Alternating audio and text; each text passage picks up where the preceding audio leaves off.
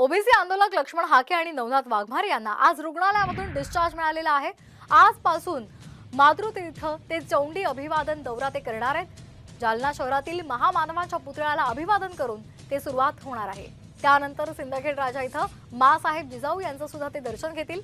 आज संध्याकाळी पोहरा देवीचं दर्शन घेऊन पोहरा देवीमध्ये त्यांचा मुक्काम असेल। तर ओबीसी आंदोलक लक्ष्मण हाके आणि नवनाथ वाघमारे यांना आज रुग्णालयातून डिस्चार्ज मिळालेला आहे। आजपासून ते मातृतीर्थ ते चौंडी असा अभिवादन दौरा सुद्धा करणार आहे। ओबीसी आंदोलक लक्ष्मण हाके आणि नवनाथ वाघमारे यांना आज रुग्णालयामधून डिस्चार्ज मिळालेला आहे।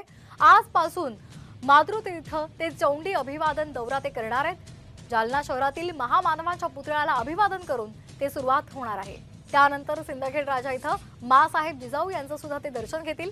आज संध्याकाळी पोहरा देवीचं दर्शन घेऊन पोहरा देवीमध्ये त्यांचा मुक्काम असेल। तर ओबीसी आंदोलक लक्ष्मण हाके आणि नवनाथ वाघमारे यांना आज रुग्णालयातून डिस्चार्ज मिळालेला आहे।